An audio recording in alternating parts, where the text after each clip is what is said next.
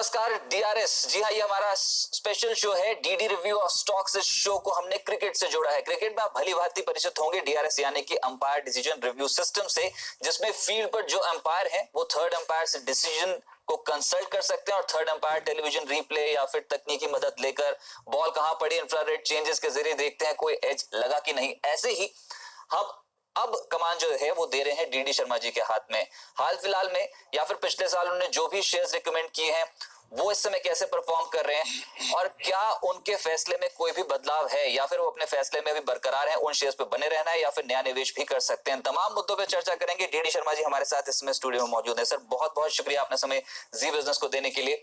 तो सीधे जिस तरीके का मार्केट इस समय देखने को मिल रहा है, जोरदार तेजी देखने को मिल रही है, इसमें आपका एक स्टॉक तो हमने इंटेंशनली शामिल किया है, वो है सरकारी खेमे से BEL। मुझे पता है कि इस पे आपने रिव्यू दिया था पिछली बार जब आपने शो किया था, तो लेकिन अब क्योंकि PSU स्टॉक्स ही लाइमलाइट में आ गए पिछले एक महीने में, तो अब जिनके पास भी अगर होल्डिंग हो तो वो क्या करें BEL पे, और क्या इस पे पोजीशंस ले सकते हैं, खरीदारी कर सकते हैं, ये बताइए। या फिर से रिव्यू करना है आपको? नहीं, देखिए डेफिनेटली BEL में फंडामेंटल कोई चेंज नहीं हुआ था, खास मार्केट कंडीशंस खराब थी, इसके लिए शेयर गिरा। एक चीज जरूर हुई थी कि इसमें गवर्नमेंट ने मार्जिन्स कम कर दिए थे। जो गवर्नमेंट के डेजिग्नेटेड जो प्रोजेक्ट्स इनको मिलते हैं, मतलब जहाँ कंपटीशन नहीं होता है, वहां गवर्नमेंट ने मार्जिन कट कर दिए थे। उसके कारण फर्दर सेंटीमेंट खराब हुआ और ये शेयर ज्यादा नीचे चला गया अपने रिकमेंडेशन से।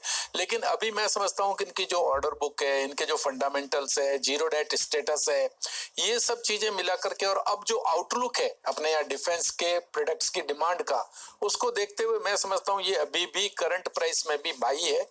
और मैं समझता हूँ कि 12 महीने में ये इजीली 120 रुपए तक जा सकता है। अच्छा, लेकिन जो सरकारी कंपनियों में तेजी आई उसका बेनिफिट उठाएगी, क्योंकि हम एक्सपेक्टेशन बहुत ज्यादा लगा के बैठे हैं कि मार्च में अक्सर डिविडेंड बहुत ज्यादा दे देती हैं कंपनियां, तो उसके चलते भी कहीं ना कहीं शेयर्स में पहले एंटिसिपेटरी बाइंग हो जाती है। फंडामेंटल्स कैसे हैं इस पूरे ही सेक्टर के जहां पर BEL ऑपरेट करती है, और आने वाले समय के लिए ग्रोथ ट्रेजेक्टरी कैसी रहेगी स्टॉक? देखिए फंडामेंटल्स जैसे मैंने बताया बहुत स्ट्रांग है, ऑर्डर बुक स्ट्रांग है, जीरो डेट कंपनी है, फाइनेंशियली मतलब बहुत हेल्दी कंपनी है। साथ ही साथ जो मेक इन इंडिया और पर्टिकुलरली मेक इन इंडिया में जो डिफेंस पे फोकस है, उसके कारण इनको आगे जाकर के और ज्यादा ऑर्डर मिल सकते हैं। और साथ ही साथ अभी जो रिसेंट इवेंट्स हुए हैं उसके कारण मैं समझता हूँ गवर्नमेंट एक्स्ट्रा फोकस जो है डिफेंस प्रोक्योरमेंट पे लगाएगी डोमेस्टिक सोर्सेज से, तो उसका भी फायदा इस कंपनी को मिल सकता है। और वो जो आप मार्जिन की बात कर रहे थे सर, वो तो हैंगओवर रहेगा स्टॉक के लिए, क्योंकि अगर मार्जिन ही सरकार चाहती है कि ज्यादा ना बन पाए, खासतौर से सरकारी कंपनी है, तो एक आम निवेशक के तौर पे मैं ये सोचता हूँ कि अगर मार्जिन ना कमा पाई कंपनी तो फिर कैसे? नहीं, मार्जिन कट की है, मतलब मार्जिन कोई खत्म थोड़ी कर दिया। कट तो अगर आप देखें, मार्जिन आज से 10 साल पहले जहाँ कंज्यूमर कंपनियों को जो मार्जिन मिलते थे और उस समय जो उनके वैल्यूएशन थे, आज उससे मार्जिन कंज्यूमर कंपनियों के कम है, लेकिन वैल्यूएशंस ज्यादा है, क्योंकि ये ग्रोथ अल्टीमेटली जो ग्रोथ है वो ड्राइव कर रही है प्रॉफिटेबिलिटी को। तो यहाँ भी ग्रोथ ड्राइव करेगी और ग्रोथ के लिए डिमांड बहुत स्ट्रांग रहेगी डोमेस्टिक जो भी डिफेंस के मैन्युफैक्चरर है उनके लिए। यानी जिनके पास भी पोर्टफोलियो में है वो बने रहे, तो आपका जो डिसीजन है वो बरकरार है। और नया निवेश करने लायक है कि या फिर नया निवेश भी कर सकते हैं? नया निवेश तो BEL अभी भी प्रेफर्ड पिक रहेगी, तो यहाँ पर नजर रख सकते हैं। टारगेट 117 से 120 तक की रेंज के स्टॉक पे। दूसरा बहुत इंटरेस्टिंग स्टॉक है जो शो में शामिल हुआ है, वो है मैक्स फाइनेंशियल। जहां तक मेरे को पता है, पहले आपको डीडी जी ये बता दूं शर्मा साहब की अनिलजीत सिंह यहाँ पर माइनॉरिटी स्टेक जो बेचने वाले हैं, हाल फिलहाल की खबर थी, ऐसे सूत्रों के वाले से खबर निकल के आ रही थी। होल्डिंग कंपनी है मैक्स लाइफ की। अब ये बताएं कि किस तरीके से बिजनेस मॉडल है, क्योंकि जो इंश्योरेंस सेक्टर से जुड़ी जो भी कंपनियां बाजार पे, वो बहुत स्ट्रांग पकड़ बनाने की कोशिश कर रही है। देखिए मार्केट इसको खाली मैक्स लाइफ की होल्डिंग कंपनियों के हिसाब से देख रहा है, और वहां भी इसको वैल्यूएशन, चूंकि होल्डिंग कंपनी में एक तरह से होल्डिंग कंपनी है और इसकी सब्सिडरी है मैक्स लाइफ, तो वहां भी ये बहुत बड़ा डिस्काउंट जो है उसको दे रहा है उसके बिजनेस वैल्यूएशन को। लेकिन इसके साथ ही इसके पास 3 और बड़ी स्टेक है। एक 50% स्टेक है इसके पास मैक्स ब्यूपा हेल्थ केयर का। इसके अलावा 51% स्टेक है इनके पास मैक्स ब्यूपा हेल्थ केयर इंश्योरेंस का। और इसके अलावा 100% स्टेक है या 100% सब्सिडरी इसकी एक है अंतरा सीनियर लिविंग, जहां सीनियर सिटीजन्स की लिविंग के लिए ये प्रोजेक्ट डाला हुआ है इन्होंने देहरादून के पास में, और भी जगह डालेंगे। तो ये तीनों बिजनेसेस भी बहुत फास्ट ग्रोइंग है और बहुत ह्यूज पोटेंशियल वाले हैं, और इनका वैल्यूएशन का कोई बेनिफिट तो अभी इस कंपनी को मिल ही नहीं रहा है। तो इन सब चीजों को अगर देखें तो मैं समझता हूँ ये शेयर हाईली अंडरप्राइस्ड है, और करंट प्राइस पे इसको डेफिनेटली लेके रखना चाहिए, और ये लॉन्ग टर्म में आपको बहुत अच्छा जो है वो रिटर्न दे सकता है। लेकिन 12 महीने का मेरा टारगेट इसका करीब 600 रुपए का है। अच्छा, 600 रुपए। इनफैक्ट अभी जैसे 430 के आसपास चल रहा है, तो 600 रुपए 12 महीने तक पहुंच सकता है। और ये जो अभी अनिलजीत जी यहाँ पर अपना माइनॉरिटी हाँ, स्टेक जो वो कम करने वाले हैं, उससे कैसे रिलेट करके नहीं, देखें वो इसको? देखिए, वो इसके लिए अभी जो वैल्यूएशन दबे हुए हैं उसका एक कारण वो भी है, जैसा आपने देखा पास्ट में जिन प्रोमोटर्स ने भी अपने शेयर्स के अगेंस्ट में प्लेज करके लोन ले रखे थे वो सारे शेयर्स डिप्रेस्ड हैं, तो उसी कड़ी में ये भी डिप्रेस्ड है। तो अभी अनिलजीत सिंह जी ने या प्रोमोटर्स ने ये डिसीजन लिया है कि अपना 6-7% स्टेक जो है वो कंपनी का बेच के और अपना लोन खत्म करके ये प्लेज शेयर को अनप्लेज करवा देंगे, और वो करवाते हैं तो वो एक इमीडिएट ट्रिगर होगा। जब भी ये काम करेंगे अगले 1-2 महीने में, तो उस समय शेयर में एक 50 से 100 रुपए का तुरंत उछाल आपको देखने को मिलेगा। तो ये एक इमीडिएट गेन भी हो सकता है, यानी ट्रेडर्स के लिए भी अपॉर्चुनिटी हो सकती है। ओके राइट, लेकिन हाल फिलहाल में बहुत जबरदस्त दौड़ लगाई है। इसी साल देखें तो यहाँ पर 360 के आसपास मिल रहा था ये स्टॉक। जिनके पास भी तब की होल्डिंग हो तो वो अभी भी कैरी कर सकते हैं। हाँ, बिल्कुल बिल्कुल 600 तक के टारगेट्स फेयर वैल्यू, और ये 12 महीने अगर मार्केट में अच्छी स्ट्रेंथ बनी तो ये स्टॉक जो है मैक्स फाइनेंशियल्स ये बाजार को आउट परफॉर्म करता हुआ नजर आएगा। टारगेट्स 600 तक के हैं, धीरे धीरे करके सही, लेकिन आप खरीदारी भी कर सकते हैं। पर मौजूदा कंडीशंस देखते हुए अगर आप किसी भी डिप में खरीदना चाहें तो ये स्टॉक इन्वेस्टमेंट लाइक स्टॉक है, अच्छी तेजी पकड़ सकता है, रेडार पर रहेगा ये स्टॉक। दूसरा कल्याणी स्टील, बहुत इंटरेस्टिंग। ये पूरा ही ग्रुप जो है Kalyani group, BF utilities, Kalyani steel, Bharat forge investments, ये तमाम स्टॉक्स में अच्छा एक्शन है। पहले तो ये बताएं कि कल्याणी स्टील का बिजनेस मॉडल क्या दूसरी स्टील कंपनियों से कुछ हटके है या फिर वैल्यूएशंस, ग्रोथ ट्रेजेक्टरी कुछ बेहतर है इस कंपनी की? देखिए, कल्याणी स्टील को आप एज ए कॉमोडिटी स्टील बिल्कुल नहीं गिने। ये कॉमोडिटी स्टील नहीं है, customized special alloy and steel बनाती है जो ऑटो कंपोनेंट्स में यूज होता है, यानी जिससे डिफरेंट डिफरेंट टाइप के ऑटो कंपोनेंट बनते हैं, और हर कंपोनेंट के लिए आपको डिफरेंट टाइप का स्टील, स्पेसिफिकेशन का स्टील आपको देना पड़ता है। उसी तरह आगे जाकर के ये कंपनी एविएशन के कंपोनेंट्स, डिफेंस के कंपोनेंट्स, उनके लिए भी स्पेशलाइज्ड स्टील जो है वो बना के दे सकती है। क्योंकि भारत फोर्ज खुद जो है, जैसे भारत फोर्ज आपने सुना होगा कि एविएशन में चला गया है, तो एविएशन के कंपोनेंट बना रहा है, तो उस कंपोनेंट बनाने के लिए जो स्पेशल स्टील लगेगा वो फिर कल्याणी स्टील से लेगा। इसी तरह भारत फोर्ज डिफेंस में भी चला गया है, प्लस डिफेंस में इंडिया की बहुत सारी दूसरी कंपनियां भी है, तो उनको भी जो कंपोनेंट बनाने के लिए स्पेशल अलॉय स्टील चाहिए वो कल्याणी स्टील से ले सकते हैं। तो इस तरह अभी तो इसकी 90% सप्लाई ऑटो कंपोनेंट को है, लेकिन आगे जाकर के ये सप्लाई जो एविएशन सेक्टर के कंपोनेंट्स के लिए भी हो जाएगी और डिफेंस के कंपोनेंट्स के लिए भी हो जाएगी। इसलिए long term sustainable growth potential इस कंपनी का बहुत यूज है, और टॉप क्लास मैनेजमेंट है। अभी 100% यूटिलाइजेशन चल रहा है, तो आगे जाकर के ये और कैपेसिटी बढ़ाने की इसको रिक्वायरमेंट आएगी। साथ ही साथ कंपनी ऑलमोस्ट जीरो डेट है, जीरो डेट के मैन्युफैक्चरिंग कंपनी में, लेकिन ऑलमोस्ट जीरो डेट है, तो इसके ऊपर कोई इशू नहीं है। इसको कभी भी कैपेसिटी बढ़ानी हो, ये इंटरनल एक्रूअल और लोन करके इजीली बढ़ा सकता है। रिटर्न्स बहुत बढ़िया है, डिविडेंड बहुत बढ़िया है, लास्ट ईयर डिविडेंड भी 5 रुपए दिया था इन्होंने, और वैल्यूएशन अभी बहुत अट्रैक्टिव है। 26-27 रुपए की तो करंट ईयर की अर्निंग आएगी इसकी, और आज आपको भाव मिल रहा है 218-20 रुपए में, यानी कि अभी भी 10p से भी कम है, 8p के आसपास है।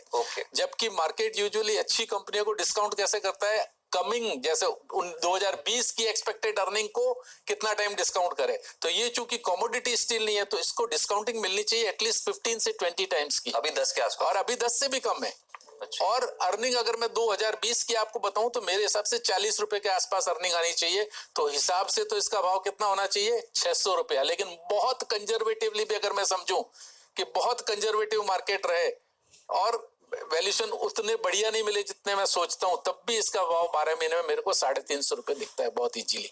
लेकिन अगर मार्केट अच्छा रहा, मिड कैप में अगर डिमांड रही, तो ये शेयर 600 रुपए भी हो जाए तो कोई बड़ी बात नहीं। अच्छा, पर सर बहुत ज्यादा बिकवाली हमने ऑलरेडी देख ली है। हाँ, सब हो गया अभी। तो टूटने के पीछे कारण बताइए, कोई टूटने के पीछे तो देखिए, मिड कैप में क्यों टूटे आपको पता है, जो म्यूचुअल फंड ने, सेबी ने जो गाइडलाइंस चेंज की, जो पैरामीटर चेंज किए मिड कैप स्मॉल कैप के, तो आज ये कंपनी किस कैटेगरी में आ गई, स्मॉल कैप में। Okay, but it is not a small cap.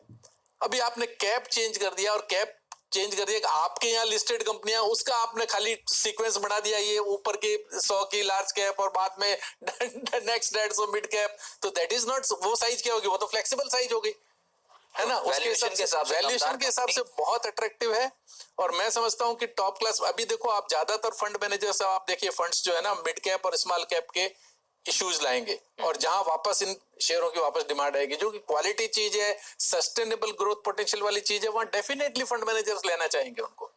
Okay, तो ये जो 350 चल रहा है that is a conservative target जो हम मान रहे हैं Yes. कल्याणी स्टील हासिल करेगी, लेकिन Yes. इसमें जिस तरीके का पोटेंशियल है, अगर इसको वो मल्टीपल मिल गए जो कि कमांड करना चाहिए बाजार में, इसको, तो yes. 600 तक 600 चाल तक दिखा भी सकता जा है। तो over a long period of time Kalyani steel बहुत Fantastic. बेहतरीन पिक यहाँ पर बन के आ सकती Yes. है। एविएशन बताया आपने, डिफेंस पे फोकस ज्यादा है, लेकिन जो ऑलरेडी जहाँ पर सप्लाई करती है अभी ऑटो कंपोनेंट पे है, लेकिन वहां से डिमांड कैसे है, क्योंकि ऑटो इंडस्ट्री से उतने स्ट्रॉन्ग नंबर्स नहीं आ रहे। देखिए मैं बता रहा हूँ ना आपको, 100% यूटिलाइजेशन ऑलरेडी चल रहा है। ओके ठीक है, पूरा जितना के प्रोड्यूस कर रही है उतना अभी पूरा का अगर पूरा। नई डिमांड इनकी एविएशन से और डिफेंस से जनरेट होती है तो इनको कैपेसिटी और लगानी पड़ेगी। तो बहुत बेहतरीन जिस तरीके के ट्रिगर्स आप गिनवा रहे हैं, ऊपर से कर्ज भी यहाँ पर नेग्लिजिबल आप कह रहे हैं इसमें बुक्स जीरो है, ऑलमोस्ट जीरो। मार्च तक था कुछ थोड़ा बहुत, वो अभी 6 महीने में 9 महीने में अब जीरो हो गया होगा, जो अभी कैश फ्लो आए हैं फॉर 9 महीने के, उसको देखते हुए। चलिए, तो कल्याणी ग्रुप से अगर कोई कंपनी रेडार पर है तो वो है कल्याणी स्टील, जिस पर नजर रखी जा सकती है। कंजर्वेटिव टारगेट्स आपकी स्क्रीन पे, ये हम रिव्यू कर रहे हैं पोर्टफोलियो को, पहले भी रिकमेंड हुआ है कल्याणी स्टील 2018 में, लेकिन इसको फिर से क्योंकि बाजार में करेक्शन आई है, बाजार में दौड़ लग रही है और mid cap small cap stocks का नंबर पहले आया है, मार्केट्स में बहुत स्ट्रॉन्ग मोमेंटम है, तो ऐसे ही कुछ स्टॉक्स पे फिर से रिव्यू लिया गया है डीडी शर्मा साहब का, जहां पर वो समझते हैं कि पोटेंशियल आने वाले समय के लिए दमदार देखने को मिल सकता है। कल्याणी स्टील उसमें से एक, जिसमें 350 कंजर्वेटिव टारगेट और लॉन्ग टर्म टारगेट तो यहां से बहुत बेहतर है। अगला शेयर जो रेडार पर है सर, वो है जैन इरिगेशन। थका दिया है स्टॉक ने। पहले तो ये बताएं कि ये जो जिस तरीके के बिजनेस एनवायरनमेंट में, बिजनेस मॉडल में ऑपरेट करते हैं, क्या वो ठीक है, ल्यूक्रेटिव है अभी इंडिया के हिसाब से? क्योंकि हम बार बार जब शेयर मार्केट में बात करते हैं जैन इरिगेशन नाम, इरिगेशन, सिंचाई, और ये जो इलेक्शन से पहले हम अक्सर बोलते हैं कि इन स्टॉक्स में बहुत जबरदस्त चाल देखने को मिलेगी, लेकिन वो चाल आ नहीं रही है पिछले कुछ अगर एक साल का डेटा उठा के देखें तो। देखिए जैन इरिगेशन की अगर आप परफॉर्मेंस देखें पिछले 6 क्वार्टर से, तो लगातार परफॉर्मेंस इंप्रूव हो रही है। ये जो फंडामेंटल्स जैन इरिगेशन के अभी हैं, 1.5 साल पहले वैसे नहीं थे, लेकिन 1.5 साल पहले भाव इसका 170 तक पहुंच गया था। हाँ, क्या था? यानी परफॉर्मेंस आपकी जिस समय पुअर थी उस समय भाव 170 तक पहुंच गया था। आज 6 क्वार्टर से लगातार परफॉर्मेंस इंप्रूव हो रही है, तो भाव नीचे गिर करके आ गया और उसके कारण वैल्यूएशंस बहुत अट्रैक्टिव हो गए। जिस समय 3 रुपए की अर्निंग थी उस समय 150 से ऊपर भाव हो गया, 50 का पी, और जिस समय अभी 6 रुपए 7 रुपए अर्निंग आ रही है उस समय भाव आपका 60-65 रुपए हो गया। यानी कि अब जो 50 का पी 40 का पी कमांड करती थी कंपनी, वो आज 10 के पी पे मिल रही है। कारण क्या है? नेचुरली एक तो सेंटिमेंट बाजार का खराब था, दूसरा इसके ऊपर भी डेट हाई है। हैवी डेट होने के कारण जो मार्केट में अभी आपको मालूम है पिछले 3-4-6 महीने से यही थीम चल रही है, जहां जिस कंपनी के ऊपर डेट ज्यादा है उसको ठोको, और चूंकि ये F&O में है तो आराम से धुलाई की जा सकती है, तो इसके कारण इसकी धुलाई हुई है। लेकिन बिजनेस मॉडल बहुत अच्छा है। कंपनी माइक्रो इरिगेशन में मार्केट लीडर है, इसके अलावा पीवीसी पाइप्स बनाती है, इसके अलावा फ्रूट और वेजिटेबल प्रोसेसिंग का काम है, और बहुत बड़ा इसका एक्सपोर्ट भी है। इन सब चीजों के कारण मैं समझता हूँ आउटलुक बहुत रोबस्ट है इन सारे प्रोडक्ट्स में, इन सारे वर्टिकल्स में, और मैं समझता हूँ बहुत इजीली ये कंपनी 12 महीने में 100 से ऊपर का भाव आपको दिखा सकती है। अच्छा, 100 से ऊपर का भाव दिखा सकते हैं। तो ये आपके रिव्यू में एक और कंपनी जैन इरिगेशन, जहां पर आप समझते हैं कि पोर्टफोलियो में अगर हो तो चिंता की बात नहीं है, लो लेवल से अच्छी खरीदारी स्टॉक में देखने को मिल सकती है। लेकिन एक छोटा सवाल, डेट ज्यादा है, उसको कम करने के लिए कंपनी कुछ कर रही है, क्योंकि ये एक्सपेंशन लगातार करते चले जा रहे हैं, और मेरे ख्याल से विदेश में भी हाल फिलहाल में यहाँ पर कुछ अनाउंसमेंट्स थी कि कंपनी का एक्विजिशन। देखिए वही हैंगओवर है, उसके कारण थोड़ा प्रेशर बना हुआ है, लेकिन कंपनी पूरी कोशिश कर रही है। शायद अभी भी किसी और बिजनेस में इसके जो इतने वर्टिकल्स हैं उसमें से कहीं पर जो है ये अपना स्टेक बेच करके, पैसा रेज करके उससे डेट कम करने की प्लानिंग कर रही है, लेकिन अभी कोई क्लियर रोड मैप नहीं है, इसलिए मैं बता नहीं सकता आपको। चलिए ठीक है, तो जैन इरिगेशन जिनके पास भी शेयर्स हैं वो होल्ड रखें या फिर नई खरीद कर सकते हैं। कोई भी डिप आता है तो खरीदने लायक स्टॉक, और वैसे भी चुनाव से पहले ये कुछ ऐसी कंपनियां जो इस समय ट्रेडर्स के रडार पर रहेगी, इन्वेस्टर्स नहीं ट्रेडर्स के रडार पर रहेगी, और हो सकता है कि शॉर्ट टर्म में ही अच्छा एक्शन देखने को मिले, लेकिन फंडामेंटली 100 तक के टारगेट्स आप एक्सपेक्ट कर सकते हैं इस स्टॉक से। इसी नोट पे एक छोटे से ब्रेक के बाद आपका स्वागत है डीडी रिव्यू ऑफ स्टॉक्स में। जी हाँ, डीडी शर्मा जी हमारे साथ जुड़े हैं और वो बता रहे हैं कि जो भी रिकमेंड हुए हैं स्टॉक्स उनके द्वारा, उन पे अब आपको क्या व्यू लेना है, क्या उसमें कुछ बदलाव करने की जरूरत है या फिर नहीं, अपनी होल्डिंग के साथ बने रहें। अच्छा, अब लॉजिस्टिक शेयर्स पे आते हैं, क्योंकि एक ऐसा तबका है जो बिल्कुल बाजार पे अंडर परफॉर्म करता हुआ नजर आया। शर्मा साहब, इसमें पिक है अल कार्गो, जो पहले भी रिकमेंड हुई है। एक तो ये बताएं कि किस तरीके का बिजनेस मॉडल है, किस लॉजिस्टिक्स के किस सेगमेंट को केटर कर रही है कंपनी, और वैल्यूएशन वाइज मौजूदा स्तरों पर कैसी है, ये बताएं सर। देखिए जो अल कार्गो है वो 3 तरह के वर्टिकल्स में है। एक तो ये कंटेनर कार्गो के बिजनेस में है, जहां ये लेस देन 1 टन के कार्गो को हैंडल करती है, और उसके अंदर ये ग्लोबल लीडर है। इसके अलावा ये डोमेस्टिक जो लॉजिस्टिक है, CFS और ICD बिजनेस है, उसके अंदर है, वेयर हाउसिंग के अंदर है, और इक्विपमेंट लीजिंग बिजनेस भी है इसके अंदर, जिसके अंदर ये कई तरह के इंफ्रास्ट्रक्चर के इक्विपमेंट्स और शिप्स वगैरह वो भी लीज करता है। और यहाँ पर भी थोड़ी सी बीच में स्लैकनेस आई थी, लेकिन मैं समझता हूँ कि अब कंपनी वापस जो है वो ट्रैक पे आ गई है और रफ्तार पकड़ रही है। हालांकि ये बिजनेसेस ऐसे हैं जहाँ एकदम कोई उछाल नहीं आते हैं, ग्रेजुअल और स्टेडी राइज होता है, तो ये एक तरह से स्टेडी इम्प्रूवमेंट के लिए अच्छा शेयर है। मैं समझता हूँ यहाँ से 135-40 रुपए तक ये 12 महीने में जा सकता है। फंडामेंटल्स स्ट्रांग है और आगे जाकर के और स्ट्रांग होने के चांसेस हैं। ग्रोथ पोटेंशियल बिजनेस में बहुत है, इसलिए डेफिनेटली इसको भी होल्ड करना चाहिए या इवन लिया भी जा सकता है करंट प्राइस के आसपास। अच्छा, मार्जिन्स के इंप्रूव होते हुए नजर आएंगे किसी भी सेगमेंट की? बहुत स्ट्रॉन्ग मार्जिन पोजीशंस अभी तक तो एंजॉय कर रही है कंपनी।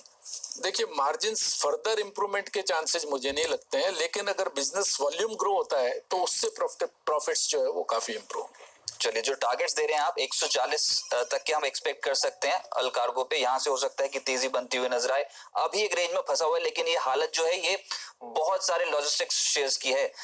पर अल कार्गो अगर आपने पोर्टफोलियो में रख लिया तो हो सकता है कि यहाँ से एक्शन स्ट्रॉन्ग देखने को मिले। फिलहाल 106-110 की रेंज पे कामकाज हो रहा है, लेकिन आने वाले समय के लिए एक बेहतरीन पिक हो सकता है कि आपके पोर्टफोलियो में साबित हो। अच्छा, एक गरवारे ग्रुप की फ्लैगशिप कंपनी है गरवारे पॉली। ये तो बिजनेस मॉडल मैं भी समझना चाहूंगा सर, इसका पूरा बिजनेस मॉडल कैसा है, कंपनी की वैल्यूएशन कैसी है? और ये रिकमेंड मेरे ख्याल से 240 के आसपास हुआ था, लेकिन अभी उस दाम से नीचे है, तो क्या किया जाए? आप रिव्यू कैसे करेंगे स्टॉक? देखिए, गरवारे पॉलिएस्टर जो है वो पॉलिएस्टर फिल्म बिजनेस में है, लेकिन ये कमोडिटी बिजनेस में नहीं है। ये पॉलिएस्टर फिल्म से फर्दर सन कंट्रोल फिल्म्स बनाता है, होलोग्राम के लिए फिल्म्स बनाता है, हाई श्रिंक पैकेजिंग फिल्म्स बनाता है, इस तरह की फिल्म्स बनाता है। और इसकी जो सन कंट्रोल फिल्म है वो तो US के अंदर जो है पेटेंटेड है और बड़ा पार्ट उसका जो है US में एक्सपोर्ट भी होता है, और इसके कारण इसके मार्जिन जो है नॉर्मल जो कंपनी है पॉलिएस्टर फिल्म की उससे भी काफी ज्यादा है। और ये कंपनी, जैसे अभी मैं बताऊं आपकी, अभी पॉलिएस्टर फिल्म के अंदर जो मार्जिन चल रहे हैं 43 से 45 रुपीज पर केजी के मार्जिन आ रहे हैं, जो one of the best margin है पिछले 5 साल के अंदर। तो मार्जिन ये कंपनी बहुत अच्छा कमा रही है, लेकिन सिर्फ दिसंबर क्वार्टर इसका अभी खराब गया था। वो कई कंपनियों का गया था बिकॉज ऑफ ऑयल प्राइसेस जब टूटी। आपके हाथ में जो इन्वेंट्री रहती है वो हाई कॉस्ट की होती है और आपको नीचे में बेचना पड़ता है, इसलिए दिसंबर क्वार्टर की परफॉर्मेंस पुअर रही है। तो लेकिन 15% 17% मार्जिन की बात करते थे, वो घट के एकदम से 8% के आसपास। लेकिन अभी वो मैंने कहा ना टेम्परेरी, खाली आपके पास में हाई कॉस्ट इन्वेंट्री थी और प्राइसेस ऑयल की गिर गई क्योंकि सारे ऑयल डेरिवेटिव्स हैं, तो उसके कारण आपके जो है जो माल बिक रहा है वो वापस लोअर प्राइसेस में बिका। लेकिन ये फोर्थ क्वार्टर फैंटास्टिक आने वाला है और ओवरऑल अगर मैं कहूं तो पूरे 12 महीने की अर्निंग इस कंपनी की करीब 40 रुपए आने वाली है, तो 40 रुपीज अर्निंग आने वाली है। अभी मेरे ख्याल से 220-25 का भाव है और अगले साल भी मैं समझता हूँ परफॉर्मेंस और अच्छी आएगी। लेकिन इन सब से भी ऊपर एक और एडिशनल सिग्निफिकेंट क्वेश्चन है इसके अंदर कि इस कंपनी के पास, इस कंपनी का प्रेजेंट प्राइस से मार्केट कैप होता है करीब करीब 500 करोड़ रुपए का, ठीक है ना। उस 500 करोड़ के मार्केट कैप को तो इसका जो प्रॉफिट है अभी करंट का वो ही जस्टिफाई करता है ना। लेकिन इस कंपनी के पास बहुत बड़ी सरप्लस लैंड है, बॉम्बे में भी है, औरंगाबाद में भी है, और जहां इनके प्लांट है वहां पर है सरप्लस लैंड है, वो सरप्लस जो काम नहीं आ रही है, तो मोनेटाइज करना चाहती है, और उसकी वैल्यू है 1000 करोड़ रुपए आज मार्केट में। तो 500 करोड़ की मार्केट कैप की कंपनी जो ऑलरेडी ऑपरेट कर रही है और उसका वैल्यूएशन उससे भी फेयरली जस्टिफाइड जितना है, और उसके अलावा उसको 1000 करोड़ रुपए की उसके पास जो है लैंड एसेट की वैल्यूएशन है। तो मैं समझता हूँ बहुत बड़ा क्वेश्चन ये इन्वेस्टर्स को दे रहा है कि अगर, और साथ में अगर मैनेजमेंट प्लान करे उस लैंड एसेट को डीमर्ज कर दे, अलग कर दे और उसके अलग शेयर दे दे, तो मैं समझता हूँ उस शेयर का भाव भी प्रेजेंट भाव के आसपास होता है। ऐसी खबर तो नहीं होती है, लेकिन देखो समझदार लोग सब हैं, बिजनेसमैन है, सब कर सकते हैं डेफिनेटली। वो सोचते हैं कि इसको डीमर्ज करके और आप अलग शेयर दे दो और उसको as a property company Garware property जैसा बना दो और उसको डेवलप कर लो आप, तो उसका वैल्यूएशन भी आज चूंकि प्रेजेंट मार्केट कैप से डबल वैल्यूएशन की कंपनी है, तो 50% एनएवी दो तब भी उसका भाव भी इतना का इतना हो जाएगा, यानी कि शेयर डबल हो जाए अगर डीमर्जर जैसा कोई प्लान ये लाते हैं तो। चलिए तो हम एक्सपेक्ट करें कि यहाँ पर बेहतर अपसाइड 300 तक की फेयर वैल्यू आप बोल रहे हो स्टॉक में अभी, तो अभी तक के जो बिजनेस मॉडल है उसके आधार पर। यस अगर देखिए 40 रुपए की करंट ईयर में अर्निंग आ रही है तो 300 रुपए तो भाव हो, 300 रुपए भाव हो तो 7.5 का ही पी होता है खाली, जबकि 10 का पी तो इजीली मिल सकता है कमोडिटी कंपनियों को भी। और यहाँ ये तो जो है वैल्यू एडिट करने वाली कमोडिटी कंपनी है। जैसे मैंने बताया ना, ये पॉलिस्टर फिल्म नहीं बेचती है, ये sun control film, high shrink packaging film, उस तरह की वैल्यू एडिड आइटम बेचती है। चलिए, लेकिन समय की थोड़ी पाबंदी है सर, इसलिए मैं दोनों स्टॉक्स आपके जो है जो हमने रिव्यू लिस्ट में रखे हुए हैं उसको एक साथ पूछूंगा। एक तो है एबी कैपिटल, नहीं चला ये स्टॉक, फाइनेंशियल सर्विसेज प्रोवाइड करते कंपनी, और दूसरा बीएलएस इंटरनेशनल। दोनों पे रिव्यू दीजिए सर, डिसीजन क्या है अभी आपका? देखिए, पहले मैं बीएलएस का देना चाहता हूँ कि ये मुझे बहुत अट्रैक्टिव लगता है। बीएलएस एक सर्विस ओरिएंटेड कंपनी है जो वीसा और इमिग्रेशन सर्विसेज देती है करीब 62 गवर्नमेंट्स को, दुनिया की 62 गवर्नमेंट्स को ये देती है, और करीब 2350 कंट्रीज में इसके ऑफिसेज हैं, 2350 ऑफिसेज हैं इसके, है ना। और ये कंपनी वीसा और इमिग्रेशन सर्विसेज के लिए एक तरह से लीडिंग कंपनी है। पिछले 2 साल में इसको बहुत बड़े बड़े कॉन्ट्रैक्ट मिले हैं। पहले मिला था इसको एक स्पेन का बड़ा कॉन्ट्रैक्ट 5 साल का, उसके बाद में अभी 6 महीने पहले इसको मिला है यूके का एक बड़ा कॉन्ट्रैक्ट वीसा प्रोसेसिंग के लिए, और अभी पिछले हफ्ते इनको मिला है वियतनाम का। ये सब तो लेटेस्ट है जो एडिशन करेंगे इनके रेवेन्यू में, और ये जो एडिशन होते हैं तो और मार्जिन और प्रॉफिटेबिलिटी बेटर होती है, क्योंकि आपको सर्विसिंग तो अपने उसी नेटवर्क से करनी होती है। कुछ एक ऑफिसेज ही आपको नए लगाने पड़ते हैं, लेकिन अदरवाइज एग्जिस्टिंग ऑफिसेज से आपकी सर्विसिंग हो जाती है। इसलिए यहाँ से जो नए कॉन्ट्रैक्ट से काम मिलता है उससे आपकी जो है मार्जिन्स और बेटर होते हैं। और इस कंपनी के ऑलरेडी आरओसी और आरओई 35 से 40% के आसपास है। अच्छा। और इस तरह की सर्विस कंपनी जिसके आरओई आरओसी जो है 35 से 40% के आसपास हो, उनके वैल्यूएशन यूजुअली मार्केट में आप इस तरह के आरओसी और आरओई देखने वाली कंपनी को सर्च करेंगे तो वहां वैल्यूएशन आते हैं 30 से 35 की पी के आसपास मिलता है, जबकि ये कंपनी आपको करंट ईयर की 13 रुपए की अर्निंग आ रही है और आज इसका भाव 115 रुपए है, लेस देन 10 के पी पे मिल रहा है। मैं समझता हूँ ये बार्गेन है, लोगों को ऐसा मौका चूकना नहीं चाहिए। खराब मार्केट, मिड कैप का सेंटीमेंट खराब होने के कारण आपको इस वैल्यूएशन पे शेयर मिल रहा है। तो फेयर वैल्यू हम क्या समझे इसकी 180 200? देखिए, मैं समझ रहा हूँ कि अगर ये वैल्यूएशन भी आप मतलब कि अगर डिस्काउंटिंग इंप्रूव नहीं करो तब भी 180 का भाव मुझे 12 महीने में दिखता है, लेकिन डिस्काउंटिंग 100% इंप्रूव होगी। ठीक है, क्योंकि इस तरह की आरओई और आरओसी के साथ में जो है, क्योंकि ये कैपिटल इंटेंसिव इंडस्ट्री नहीं है, सर्विस इंडस्ट्री है ना। ठीक है, तो 180 का टारगेट यहाँ फेयर वैल्यू आप समझते हैं कि बीएलएस इंटरनेशनल पे। दूसरा ये एबी कैपिटल पर फटाफट से बताइए जी, ये कि आप स्टॉक चल नहीं रहा है इसलिए निवेशक बहुत परेशान नहीं चल रहा है। उसका कारण क्या है, देखो मैं बताऊं। एक तो सेंटीमेंट खराब है, दूसरा इसकी कैपिटल बहुत बड़ी है, 2200 करोड़ की इक्विटी कैपिटल वाली कंपनी है। खराब मार्केट में कभी ऐसी कंपनियां नहीं चलती। ऐसी कंपनियां जब सेंटीमेंट अच्छा होगा तभी चल पाएगी। बाकी बिजनेसेस तो आप सब जानते हो, सारे फाइनेंशियल सर्विसेज के बिजनेस एबी बिरला ग्रुप के इसके अंदर है ना। इंश्योरेंस हो, हेल्थ इंश्योरेंस हो, ब्रोकिंग हो, लैंडिंग हो, सब तरह का काम ये करती है। हाउसिंग फाइनेंस हो, सब काम करती है ये। मैं समझता हूँ थोड़ा सा आपको इसमें पेशेंस रखना पड़ेगा, लेकिन ये शेयर भी आपको बहुत अच्छा रिटर्न देगा। चलिए, तो ये तमाम जो आपने स्टॉक्स बताया चर्चा में ये निकला कि जिनके पास है पोजीशंस वो होल्ड करें, बेहतर प्ले हैं वैल्यू वाइज। अगर नीचे में मिल रहे हैं तब भी अपने पोर्टफोलियो में इकट्ठा भी कर सकते हैं, धीरे धीरे करके आप जोड़ भी सकते हैं शेयरों की संख्या को। बहुत शुक्रिया शर्मा साहब हमारे साथ जुड़ने के लिए और ये स्टॉक्स पे रिव्यू देने के लिए। चलिए, फिलहाल इस स्पेशल शो से बस इतना ही।